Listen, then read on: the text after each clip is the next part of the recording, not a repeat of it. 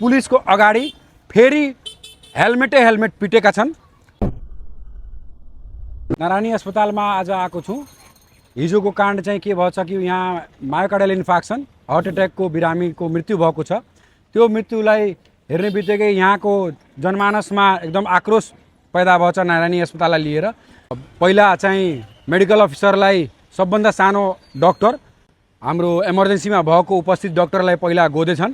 त्यसपछि चाहिँ पछि त्यहाँ गोदेपछि उनीहरूको मन चाहिँ भरेन अनि त्यसपछि उनीहरूले प्रशासनिक हिसाबले सायद सुन्न अनुसारले सहायक सिडिओले अर्डर दिएर उहाँहरूले जमघाटलाई मिटिङ गराउन र शान्त गर्नमा जुन यहाँको प्रशासनिक जिम्माहरू पनि थियो उनीहरूले लागेर तिनीहरूलाई फेरि मेडिकल अफिसरलाई बोलाइएको छ अनि पुरै वार्डको मान्छेहरूले जबरजस्ती बोलाएर र पुलिसको अगाडि फेरि हेलमेट पिटेका छन्।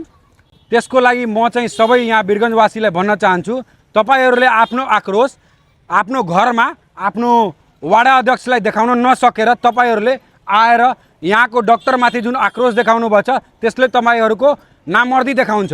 एउटा वीरगञ्जवासीलाई म यहाँ सबैलाई भन्न चाहन्छु, तपाईले यहाँ नारायणी अस्पताललाई मन्त्रालयमा गएर माग नगर्न सकेर त्यो आक्रोश चाहिँ तपाईँ आएर यहाँ मेडिकल अफिसरहरूलाई तपाईहरूले गोद्नुभएको छ। यहाँको इमर्जेन्सीमा कति डाक्टर छ, कति म्यान पावर छ, तपाईहरू यहाँ वाडा अध्यक्ष र यहाँको महानगरपालिकाको अध्यक्ष र यहाँको तपाईँको सबै सम्पूर्ण नेताहरूसँग नलागेर तपाईँ माग पुरा गराउन नसक्ने र यहाँ आएर तपाईँ डाक्टरलाई गोद्ने मर्ने गरी गोद्ने आइसीयूमा भेटेर आएर बिचारा एकदम भोमिटिङ पुरै सिभियर हेडेक भोमिटिङहरूको नसा जमेको जस्तो देखेछ।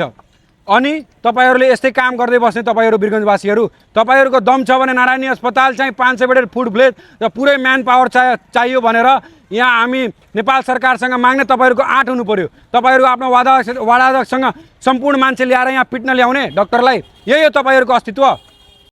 भाइ तिमी हिजो काण्डबाट जिन्दा छौ, हामी सबैजनालाई खुसी छ। मर्न पनि सक्थ्यो त्यो पनि मलाई थाहा छ। तिम्रो नयाँ लाइफ छ, तिमी के भन्न चाहन्छौ? कसरी तिमीलाई बोलाइयो थियो भनेर मैले सुने, कसरी बोलाइयो, किन बोलाइयो? तिमी त त्यहाँ वारदातबाट निस्किसकेको थियो, के भयो त्यसपछि? त्यही प्रशासन मिटिङ थियो, प्रशासन मिटिङको लागि बोलाएर त म भने जाँदिनँ होइन। अब पुरै भिड थियो नि त्यहाँ, मान्छेहरू होला गएर थियो, झडप इमर्जेन्सी भित्रै झडप भइसकेको थियो।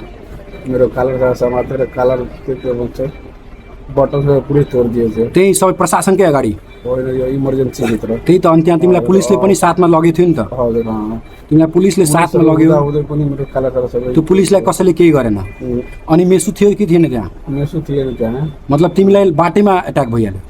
पहिला इमर्जेन्सी भित्र भयो, त्यसपछि अब मिटिङ उता भयो प्रशासन भित्र। प्रशासनमा बोलाउँदाखेरि तिमीलाई जबरजस्ती बोलायो नि? हजुर, अनि त्यो के भन्छ बाटोमा, त्यसपछि बाटोमा समातेर राख्यो। बाटोमा पनि फेरि गोद्यो तिमीलाई? हजुर, त्यहाँ हेलमेट र ठुलो ढुङ्गाहरू प्रहार भयो थियो। म जस्तो तस्तै त्यहाँ त तिमीलाई सुने मैले बाटोमा चाहिँ प्रशासन चाहिँ थियो, 2 जना मात्र थियो। त्यो निलो हटिहाल्यो, तिमीलाई मजाले पिटवायो? हजुर, पुरै मस्त मलाई कुटाएछ।